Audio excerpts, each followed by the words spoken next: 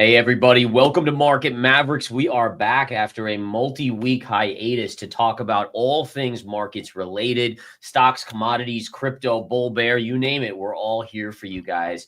So we're here with Scott and Mike McGlone here. How are you guys doing today? Happy New Year.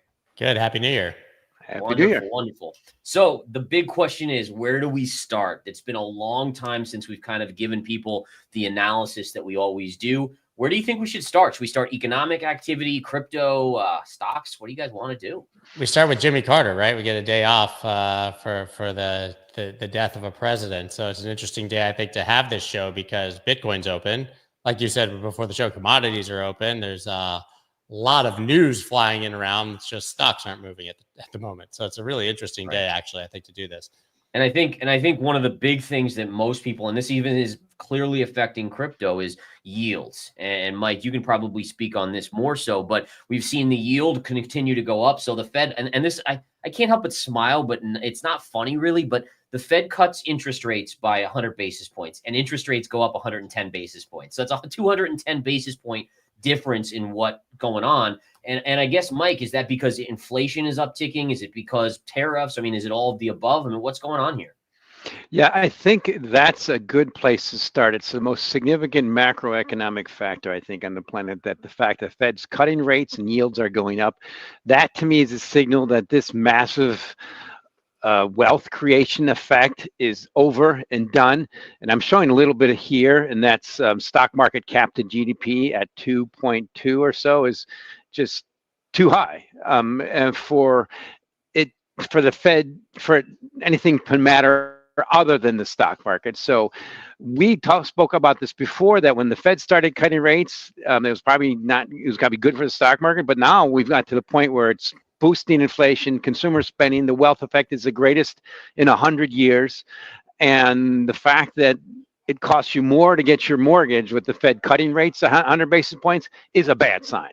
So to me, this is also, I rope that into what I'm seeing happen. Yeah, a lot of people saying on the show, Mike, you've been early, you've been wrong, right? The difference I have this time now is we have that potential peak in the world's most significant risk asset on the planet now, Bitcoin, as designated by our new president-elect.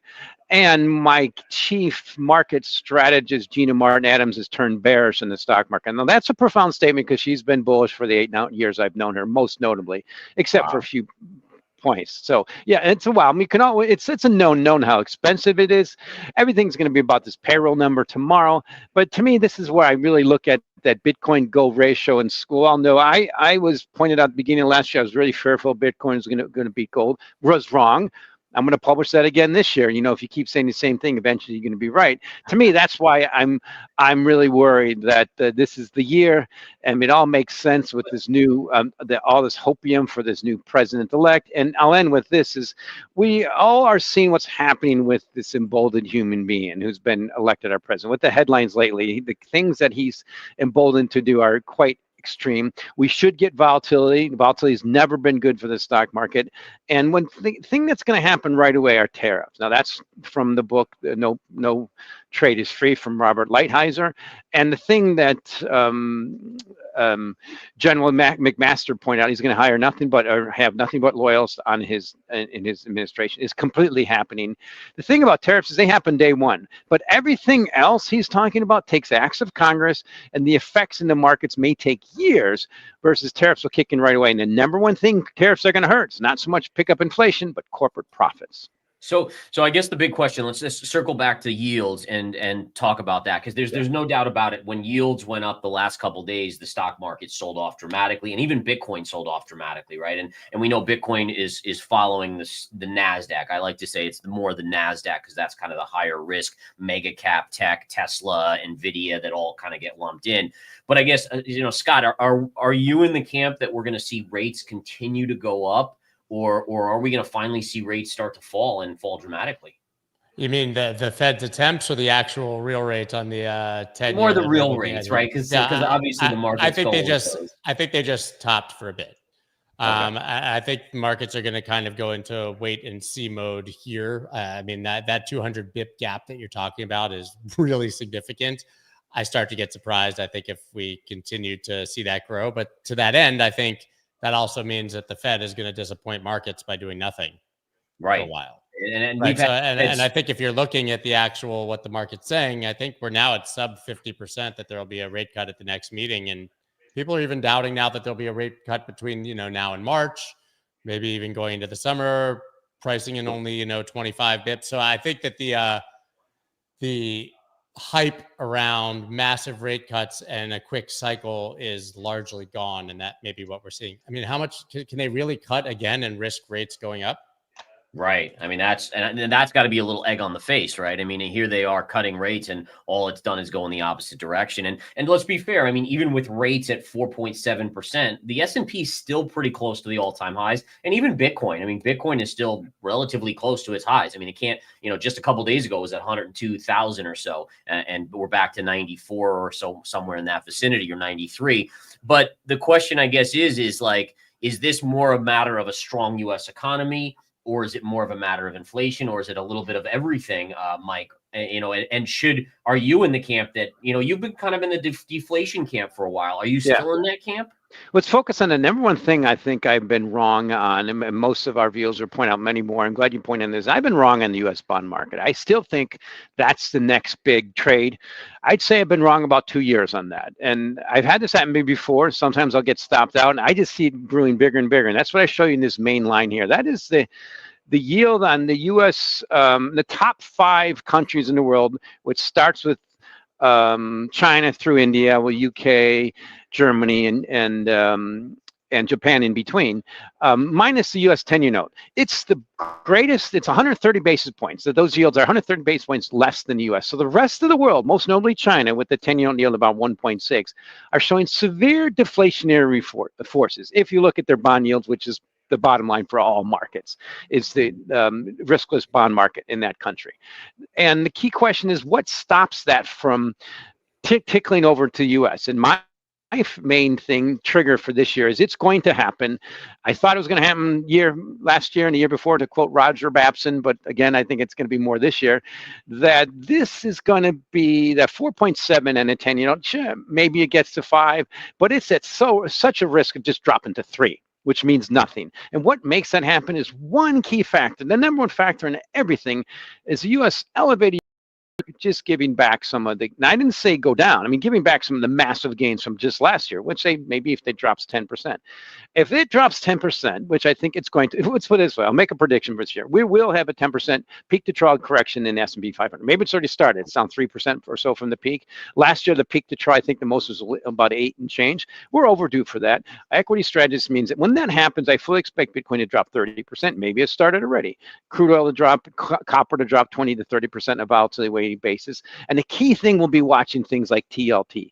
And this is what I show you in this chart. I'm just taking S&P 500 versus gold. It's so ready to break down. But the key thing I've been watching for a while is this TLT chart. This if you take gold divided by TLT, it's the highest ever.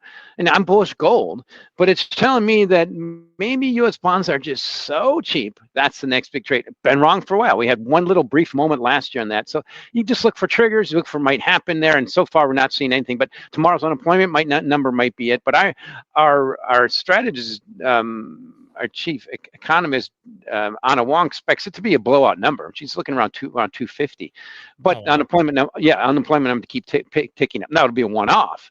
Remember, this is cause the stock market to sell then, right? Because yields would go up. Yeah. So that's the key thing. The key thing to remember is stock market is, when people talk about GDP and all that stuff, it's really silly. It's all about expectations for liquidity in the Fed. And right now the Fed's out of the picture, I think, until risk assets go down. And the point is, you've seen elevated inflation staying sticky. And why should inflation go down when we added total market capitalization last year, around $13 trillion to the U.S. stock market cap. It's the most ever. And this wealth effect is about the most ever. I mean, I'm talking about historic things, and I'm looking for triggers to show you when they're going to start kicking in. Bitcoin to me is the number one. If Bitcoin does not go above 100,000 and keeps ticking down, that's your sign that all these risk assets are pretty expensive. Now, I want to end with one key thing. I just want to show one key thing. Which one is it here? I don't have it. I forgot to put it. It's right here. I want to show you. It's the Bitcoin to gold ratio and Doge. Doge right here I'm showing you Dogecoin, the market cap. It's $50 billion. It's silly, expensive, stupid, silly, whatever. And if you look at Bitcoin to gold, it's like the same chart. I think that what's going to happen in cryptos is we're going to see a massive purging. Well, we know it's just a question of time when things like Doge are just going to go towards zero. And that's a problem for Bitcoin. I wholeheartedly disagree that Doge will go to zero, but I do think things like Doge will go to zero. Towards like fart coin? Yeah, fart coin may be here to stay, sadly, but I think the 99.9% of Doge and imposters will probably go to zero. But I do think that Doge has captured the zeitgeist long enough and has a bit of a network effect going for it. And I do believe that Elon Musk will continue to push that. So Doge itself, I think, regardless of what you think about its intrinsic value, is, I think, here to stay. Is here to stay with us. Can I show you something I find really interesting there, Gareth? Let me bring it up. Kind of all this. You just mentioned, obviously, the S&P, right? I mean, topped at 6,100, currently sitting at 59, only a few percent off. Stock fear and greed at 3% off of highs. If you believe in these metrics, people are extremely fearful, according to this, which I find really interesting at 3% off the highs. So it means to me, there's something else going on. So you look at crypto fear and greed, and Bitcoin's down $10,000 since Monday, and you're still at 69, which is greedy. I wonder if this is the Saylor effect, that we're all just counting on him to buy every single Monday, giving the market confidence.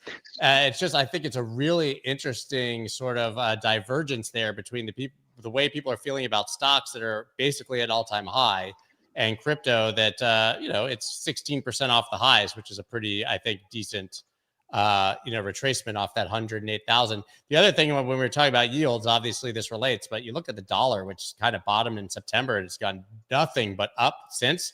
Usually, Mike or Gareth, wouldn't you expect that when the dollar ranges from 100 to 109, that would be down for stocks and especially other risk assets? But instead, you have SPX. I mean, you look at September, SPX is up 1,000 since basically the dollar has been raging. And Bitcoin, I mean, where was Bitcoin in September? I think 52,000. And I think this brings up a great point, as usually you do see that inverse relationship. My guess is, if I had to just throw a spitball at it, is that the U.S. has now become the one place where all the money flows, right? Yeah. So they flow into the U.S. dollar for the safety. Dollar is strong versus other things doesn't mean dollar is strong versus, right, exactly. And I think that's one of the big risks, is that at some point, things like China, things like other areas of the world become there, which are super underinvested. That could be an area where people start to get a little skeptical on the U.S. economy. Because let's be fair, China's in a mess, Europe's in a mess. I mean, there's so many other places in the world that are really not looking good economically. The U.S. has still looked good for now, but if that changes, I do think a rotation of capital could be on the horizon. So I think it's more of a when than an if, and certainly for a shorter period of time. So let's unpack some of the stuff we've all pointed out here. First, the dollar. The correlation between the U.S. stock market and the dollar measured on a trade-weighted basis, when you measure it versus other fiat currencies, has been almost tick for tick on a straight-up line since 2011.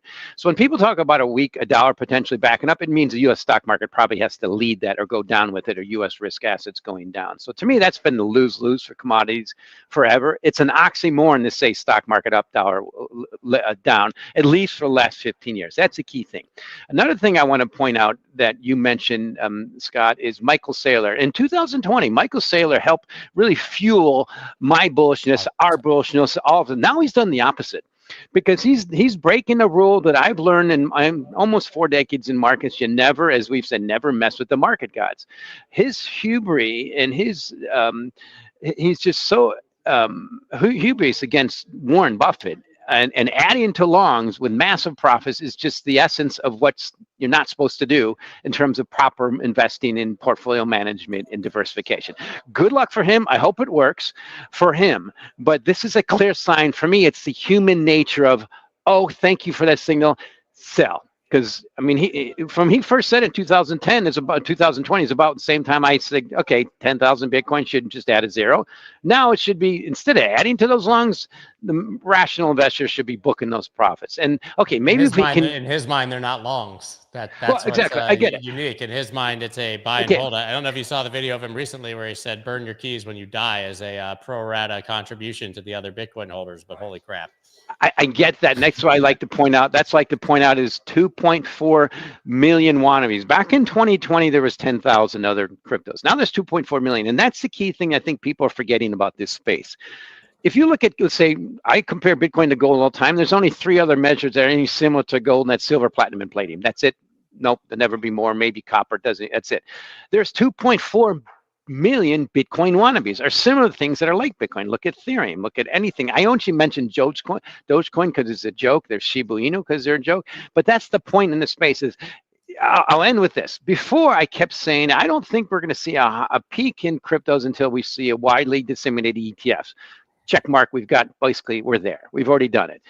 I don't think we're going to see a bottom in cryptos and risk assets until we see a significant purging of some of the speculative X's in some of these bogus coins. And they're just, Shiba Inu is just one example, but and Dogecoin is just another example. And then there's 2 million other examples. There's just too much froth and profit in that. And then if you look at the valuation of the U.S. stock market, all this just needs a little purging. What's the signal? What's the trigger for that? So, Scott, one thing I wanted to ask you is does Michael Saylor and MicroStrategy buying this much Bitcoin concern you as a Bitcoin investor? Meaning, like, when any one entity owns that much, if it ever goes down to a point where they're forced to liquidate, I mean, he literally could destroy the value of that. And listen, most Bitcoiners will say, oh, it'll never go back to 50,000 or 40 or 30 or 20.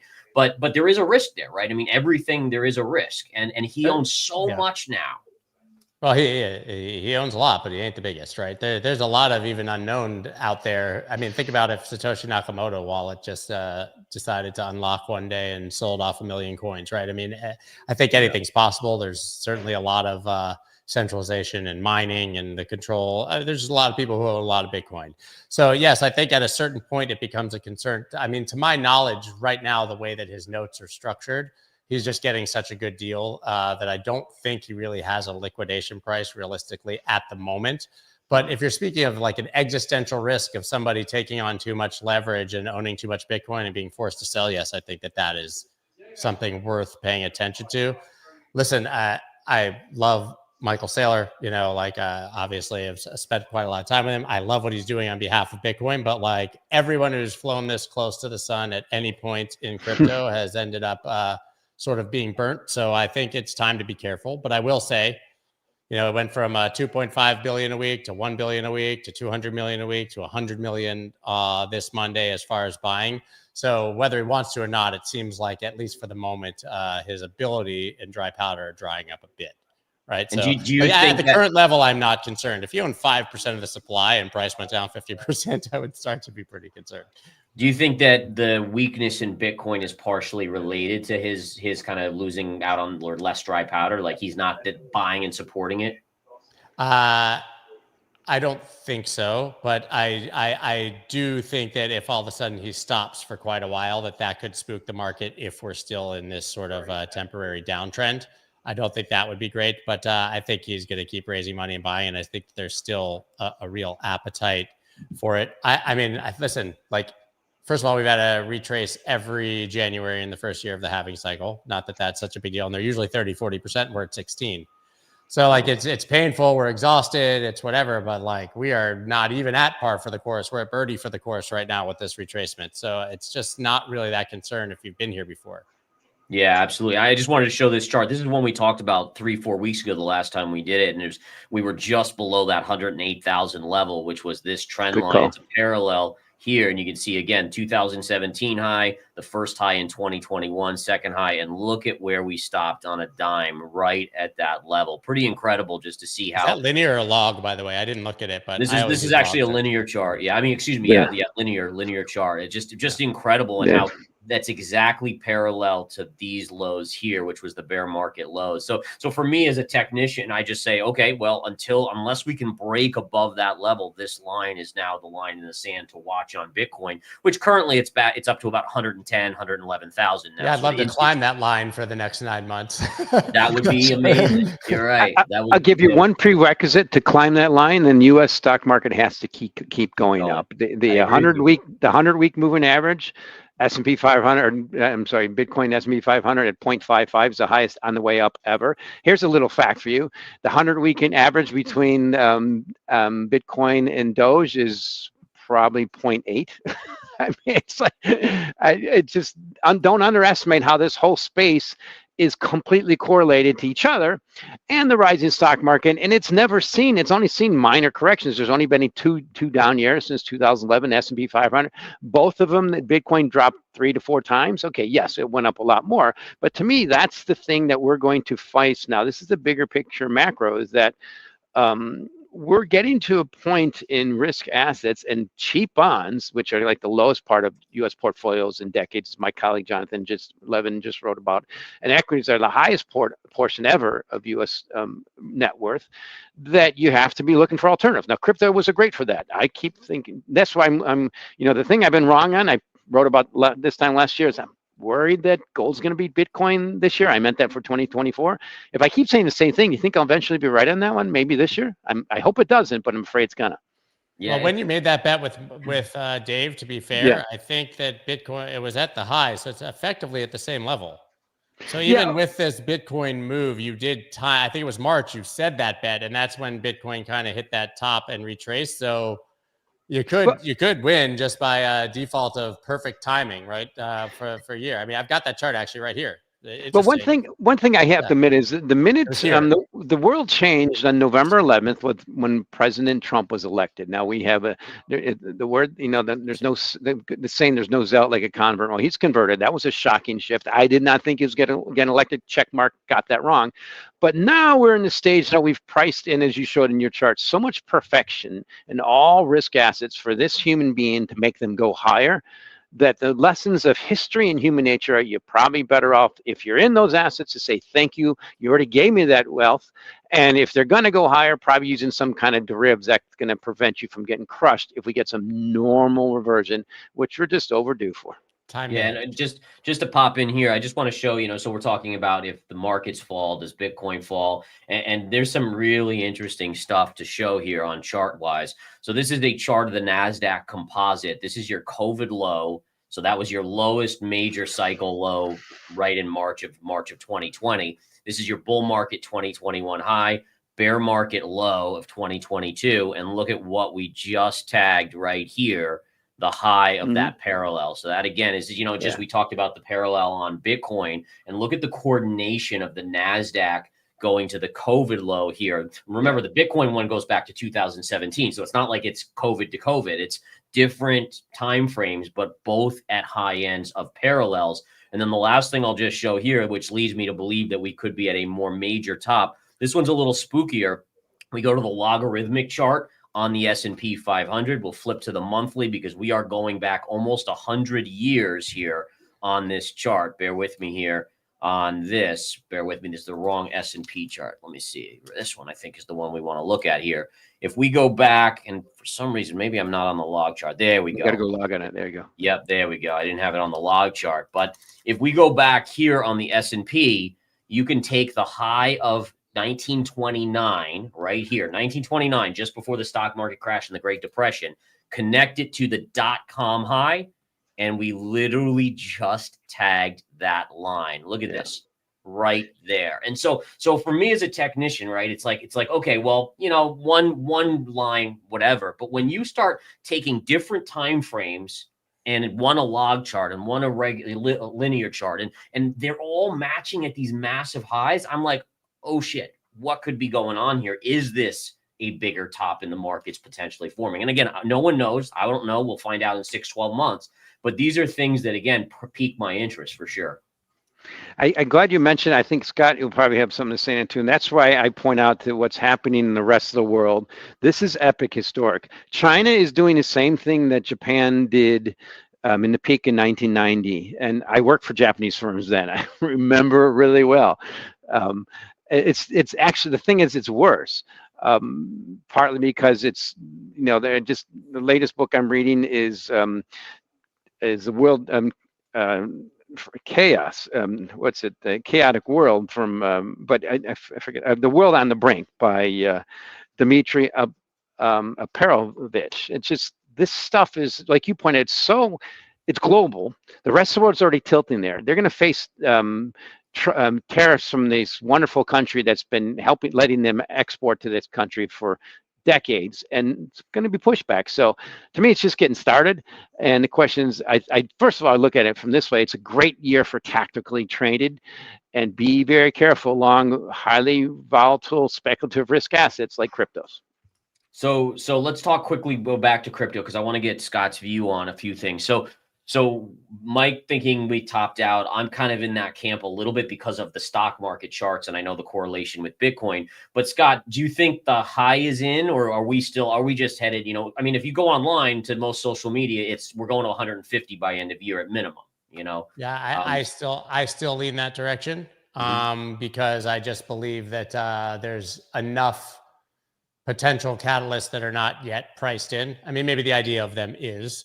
But true fundamental catalysts, like I don't know what the odds of a Bitcoin strategic reserve are in the United States, but I don't think you can price in an executive order, whether it happens or not. But even Donald Trump making an executive order that says the United States intends to, make Bitcoin a reserve asset, and what that does to every country in the world, basically forcing their hand to buy Bitcoin as a strategic reserve asset just because the United States did it. So I think there are enough situations like that out there. We haven't even gotten the Trump presidency yet. We know that he's literally come out and said, I want $150,000 Bitcoin my first 100 days as a marker of the success of my presidency, right? I mean, listen, I don't know how we can square the data, which is arguably very bad, as you guys have pointed out, or certainly on the brink, and what you show on the chart with just the insane potential of this presidency with pro-Bitcoiners and crypto people everywhere, and knowing that this president will do literally anything to keep the stock market afloat. Now, listen, maybe there's an argument that it's good to let the markets fall at the beginning of his presidency so it looks good at the end when it comes back up. Like, don't set the bar too high. I could see an argument for that, but I think he really wants things to go up. And the one thing I've said to Mike, we've said this so many times, the one thing I've been impressed with over the past maybe 2 years is the levers that they can pull that I didn't know existed to keep this thing afloat. Yeah. And I would just say too on this is that, regardless of the bearish chart kind of action, it wouldn't be something that I would short because exactly of what Scott said. So it's one thing to say, hey, I'm not going to be a buyer at 100,000 on Bitcoin like Michael Saylor, but it's another to say, okay, well, I'm going to go short. And I definitely, with what you just said, like the potential for an announcement of a Bitcoin reserve where it would pop 25,000 probably instantly, you definitely, it's not something you would short at this point. But for me, it's a kind of a wait and see sideline. It's still a tiny asset, right? I mean, at a couple trillion, this is not a large asset class. And if I'm not saying it will happen, but if, every country in the world is like, I need to add a little Bitcoin to the balance sheet because the United States has now said it's a reserve asset. Like, you can't, I'm sorry, there's just not enough coins for that not to send price up hundreds of thousands of dollars with time. So 100%. I do think that I do think there's a scenario where Bitcoin can go up even if other things go down. But I do think that the black swan generally for Bitcoin is if we don't get all the things that we're expecting in the early days and people are disappointed, which I think is inevitable to some degree. I said this earlier. I mean, politicians make promises, right? Mexico still didn't pay for the wall, and there were new taxes when they said no new taxes, and all the things that politicians of all parties say before. And if he doesn't do anything in those first 100 days and the stock market's on its way down, I would say look out below for a little while. Yeah, that makes sense. You mean so we might not own Greenland and the Panama Canal and I mean, Canada? To be honest, what's Greenland anyways? Canada, I mean, it's not even like a real country, right? I think those are some kidding. significant statements. First of all, I completely agree on that if statement. If we have the strategic Bitcoin reserve, that's obviously, to me, that's the single most bullish factor, but it's a significant if statement. Everything else I point to are last year, I'm thinking we're going to look back as 2024 is the best year ever for Bitcoin in terms of things to look forward to that happen. Now we have one key thing we're looking forward to.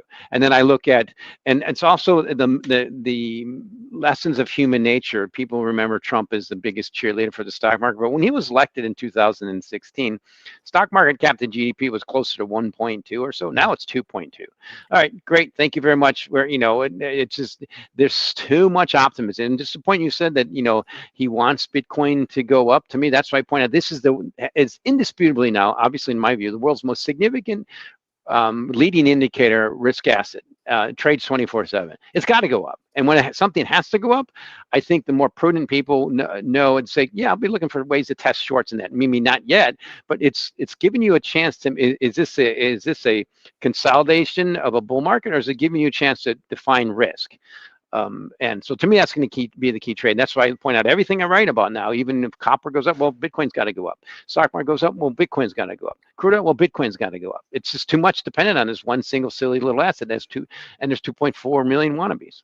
Yeah, no, I think that's definitely there's pros and cons. There's no doubt about it. And I would say by March, we're going to have a good sense on where assets are, both Bitcoin as well as, and like Scott said, I mean, within that first 100 days, I honestly think even Bitcoiners will be upset if it's not in the first 30 days, because they're just, they're kind of on the edge of their seat. But all right, let's call it there, guys. Amazing show. So good to have the team back, guys. Hopefully we'll be back next Thursday for everyone again. We appreciate the kind words, the comments. Follow the gentleman below, and we'll see you next time. Take care.